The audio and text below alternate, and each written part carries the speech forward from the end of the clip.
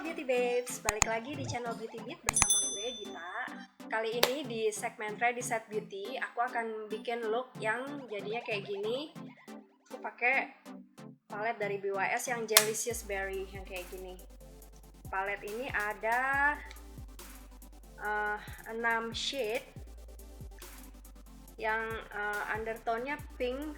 Nah, kalau kalian pengen tahu gimana caranya create makeup look kayak gini, so keep on watching.